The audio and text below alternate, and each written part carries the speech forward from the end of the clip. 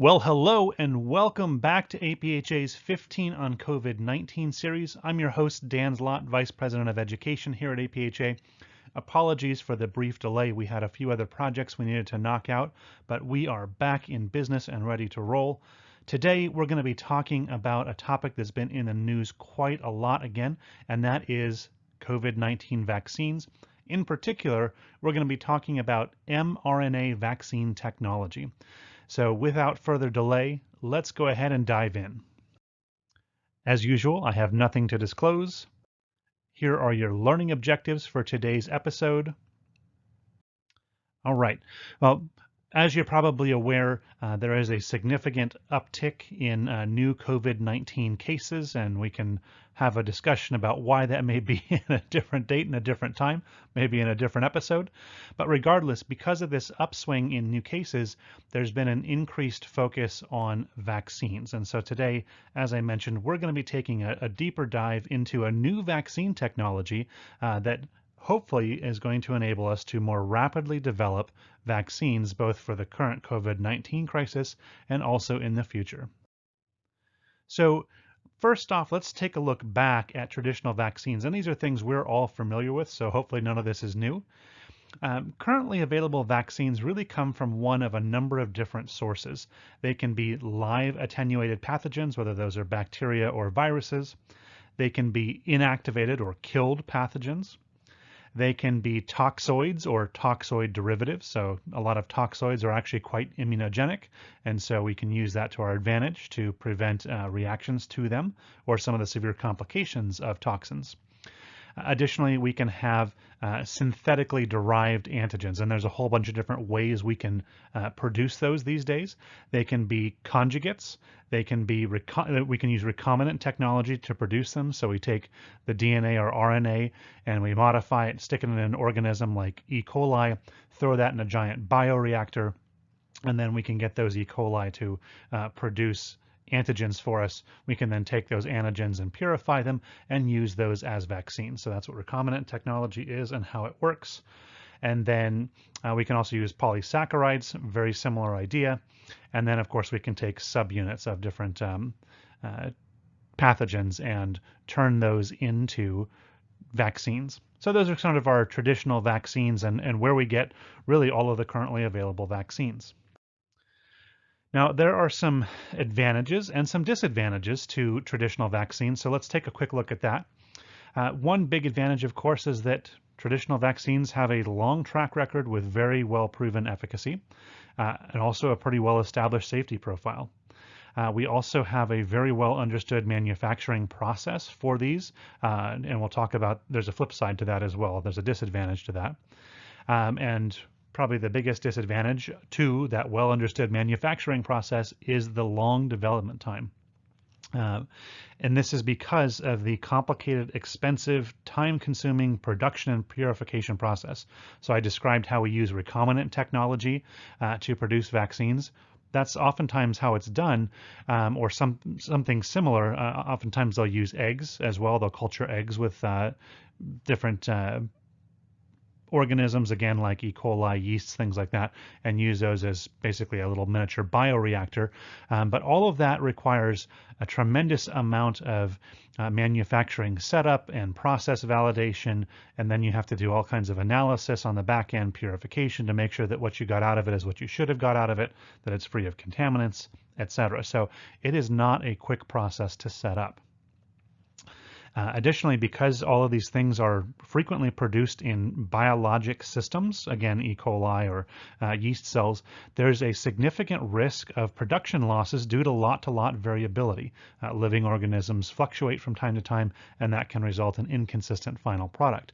So that's one of the big drawbacks to traditional vaccines.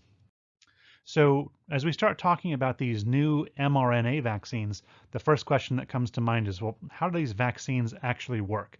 Before we jump into that, let's take a quick step back and understand some cellular biology.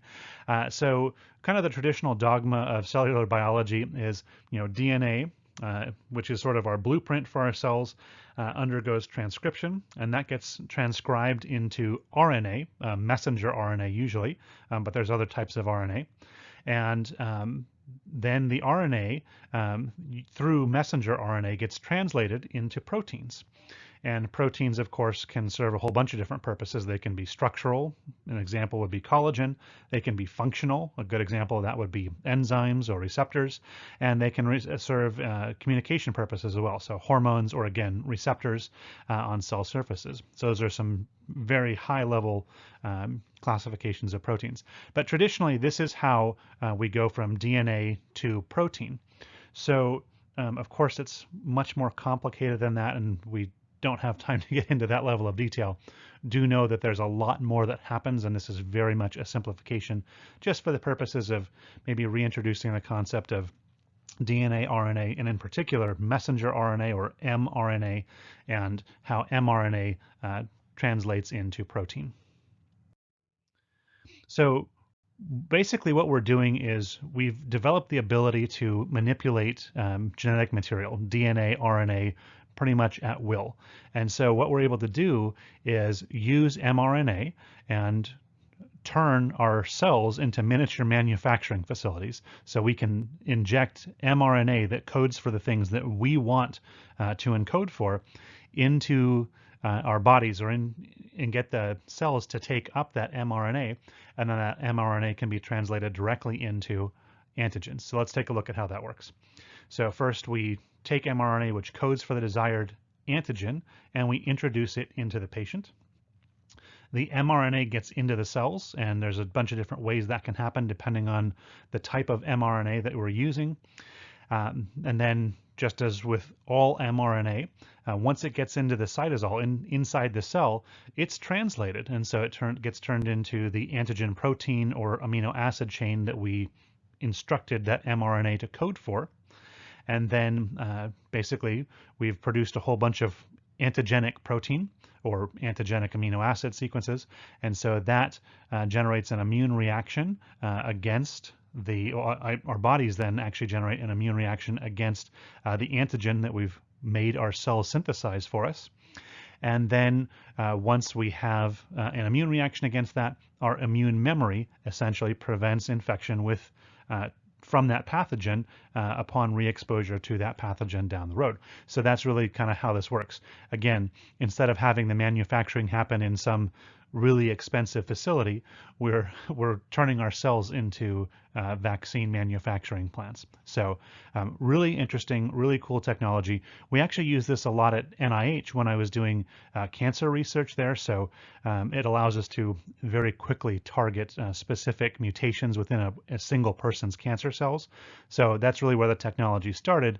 And then we've been able to adapt that now to potentially use it for infectious disease, which is quite handy in the COVID era, and we'll talk a little bit about that as we go in through the rest of the episode. Now, as with traditional vaccines, mRNA technology has some significant advantages as well as some significant disadvantages. So let's take a look at those. We'll start off with the disadvantages because it's helpful to discuss those first before we get into some of the advantages. The first thing is that our bodies are designed to rapidly degrade genetic material outside of cells. And there's a whole bunch of different ways that happens, but naked DNA or RNA that lives outside of cells does not last long. And if you think about it, that makes sense. If you have a foreign pathogen, a virus, something else's tissue, that gets into your body because of an injury or something along those lines, you don't want that hanging around. You want to degrade that as quickly as possible. Likewise, when our cells die for whatever reason and they expel all the intracellular contents into the extracellular space, there's a lot of DNA, RNA stuff that's hanging around that was critical to the function of that cell. We don't want that hanging around and potentially being sucked up by other cells or causing problems. So there's a lot of systems in the body that are designed to degrade genetic material as soon as it basically leaves the cellular space. So when we're talking about using mRNA vaccine technology, we need to take some steps to minimize the extracellular degradation of the mRNA. And there's a few different ways we can do that. One is by encapsulating the mRNA into lipid nanoparticles. And so that has some advantages in that it may increase cellular uptake.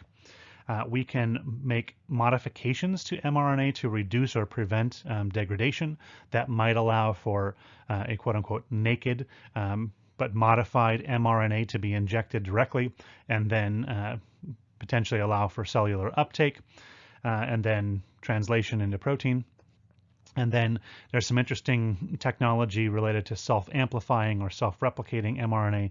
Typically that has to somehow get inside the cell before it's able to self-amplify or self-replicate.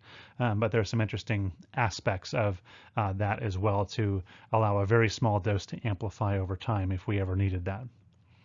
Now, another thing is that there's a risk of reaction to mRNA-based vaccines, especially if you're using naked mRNA. And that's because, again, extracellular RNA is it's something that triggers an innate immune response, and that innate immune response can be quite powerful. So there is something called a pathogen-associated molecular pattern, or a PAMP, P-A-M-P. And what that does is basically something that's so conserved from one organism to the next that when our body encounters it, we know it's not good and it's something we need to respond against. So it doesn't even require, an adaptive immune response. It's part of our built-in innate immunity. And when some of those PAMP or PAMP receptors recognize RNA, whether it's single-stranded RNA or double-stranded RNA, that can trigger a very potent interferon response. And if you remember some of the side effects from interferons from pharmacy school, it's not pleasant, and that can generate some very nasty adverse effects. So again, we need to control for that, and typically that's done by either modifying the mRNA or encapsulating it in a lipid nanoparticle. So now that we've covered some of the disadvantages, let's talk about some of the advantages. First off, our cells are capable of mRNA uptake, and it's been demonstrated that this can result in protein synthesis, particularly with the lipid nanoparticle encapsulation. However, there are a number of studies out there that also show that naked RNA, especially if it's been modified a little bit, is able to be taken up by cells, and that can result in protein expression. Unlike DNA-based vaccines, so maybe, 10 years ago, and still there's some of this research going on, there was a very strong interest in DNA-based vaccines. In order for those to work, typically you have to find a way to get DNA all the way into the nucleus of a cell, and there's a bunch of different ways you can do that. But one of them is by using some viruses that have been heavily modified. Retroviruses in particular, viruses that are known for inserting their genes into the human genome, and then as their genes go about their business, they express the gene that was inserted by the virus. The problem or concern there is that we don't always have control over where those genes get inserted, and if a gene were to be inserted at the wrong place, that could potentially result in an increased risk of developing cancer down the road. Obviously, that's not a good thing. mRNA does not have that issue. mRNA, because it's considered to be transient, it just lives in the cytosol of the cell, doesn't get into the nucleus, it doesn't need to get into the nucleus to be translated. So there's really no risk of insertion into the genome, and so that really eliminates that concern over malignancy down the road. One of the biggest advantages is potential for simplified manufacturing processes. As mentioned, our ability to manipulate genetic material, whether it's DNA or RNA, has dramatically increased. Dramatically increased over the last few decades. And pretty much you can generate any sequence you want on demand. You can order them up. You can get machines that will print out whatever you want. Literally print out genetic bases for you. So the technology is unbelievable these days in terms of what you can do with it.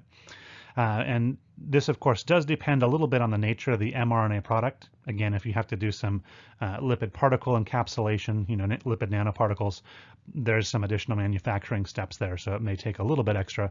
But it's still nowhere near as complicated as setting up a bioreactor like you have to do with traditional vaccines. And so that may allow for increased speed or basically shortened time to delivery. So another thing is that the process can be standardized. With traditional vaccines, each and every vaccine has to be set up differently depending on the proteins being manufactured, the organisms being used, etc.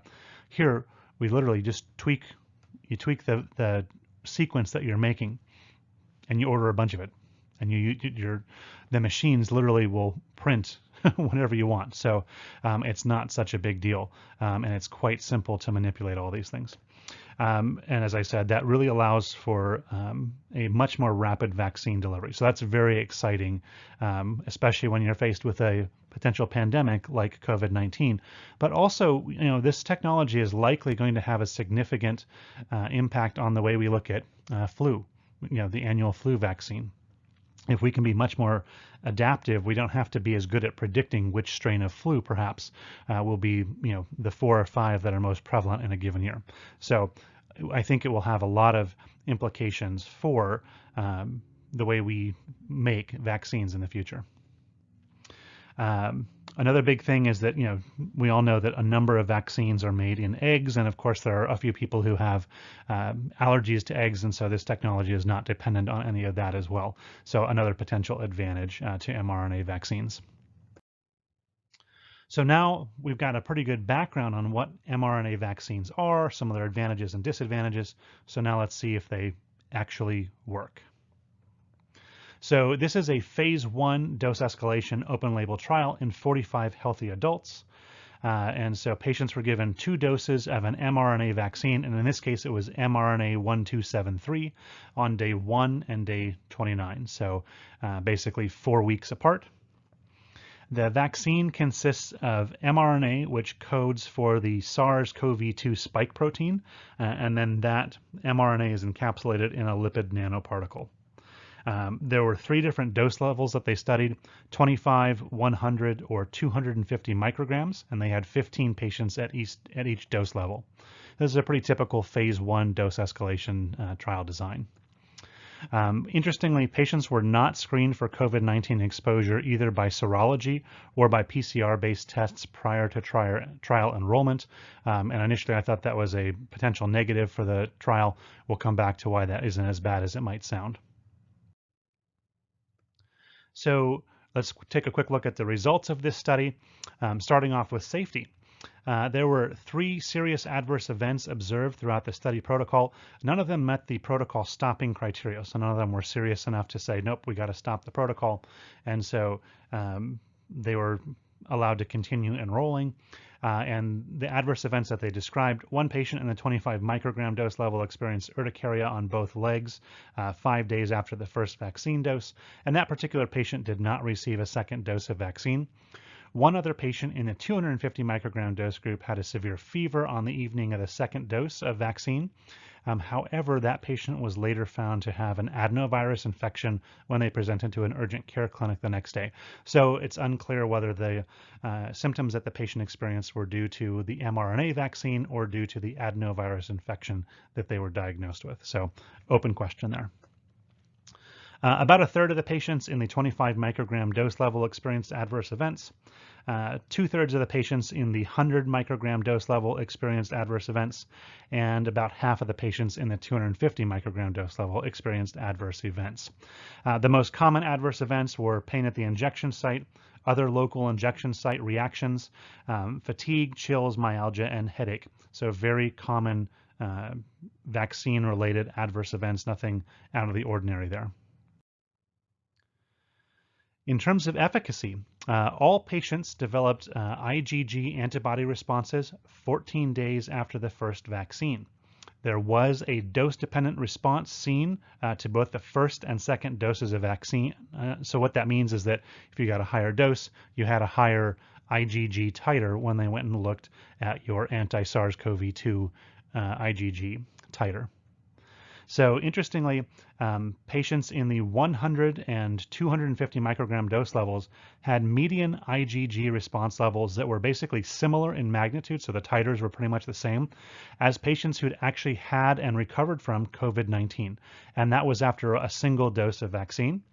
And after 2 doses of vaccine, the median IgG response in all groups, regardless of the dose level, was in the upper quartile, the upper 25% of patients who'd actually, again, contracted COVID-19 and recovered.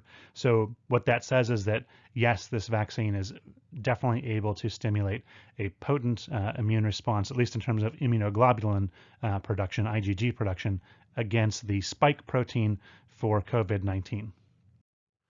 So what we've seen so far is that we know that there at least is the capability to produce an antibody response, but the real question is can this prevent COVID-19 infection? So they went one step further and they started taking a look at whether or not the antibodies that these patients produced were in fact able to prevent infection, at least in vitro, so in a petri dish. So after 2 doses of vaccine, it turned out that the serum samples from all patients demonstrated the ability to neutralize the virus in what's called a plaque reduction neutralization test. So what you do is you have cells that you know can be infected with COVID-19, you plate them in wells, and then you co-incubate those wells with virus as well as serum from patients who've been vaccinated. And if the antibodies are able to prevent infection, they'll basically glom onto the virus and prevent it from being able to infect the cells, and you're left with a nice clear blue well. And if you start to see spotty clear or white patches, you know you're having some activity where the virus has gotten in and is able to start disrupting and killing cells. And if you see basically all clear or all white, depending on your background, you know that you basically have no protection left at that point. So that's what that picture shows. So they actually did that in patients and found that everybody was able to, that the antibodies that people produced were in fact able to prevent cells from being infected with the SARS-CoV-2 virus, again, in petri dishes. The lower dose levels, the 25 microgram dose levels, had a lower ability to do that than patients who received either the 100 or 250 microgram dose level, and there was no difference in the neutralizing capacity between those 2 dose levels. Additionally, I mentioned earlier that there was a little bit of a red flag raised for me when they didn't test patients before they started immunizing to see if they had already had an antibody response to COVID-19. Well, the reason they didn't do that is because they ran this test and what they did is they drew blood samples from patients before they received any vaccines or any immunization doses, and they ran this test to see if patients possessed a neutralizing antibody, and none of the patients did. So that basically shows that there was no immunity prior to starting the study, and that any immune response seen was because of the vaccine that was given. All right, so what were some of the limitations of this study? Well, there weren't a ton. This was a reasonably designed study. However, the limitations are due to the study itself. This was a phase 1 study, and phase 1 studies really aren't designed to test efficacy per se.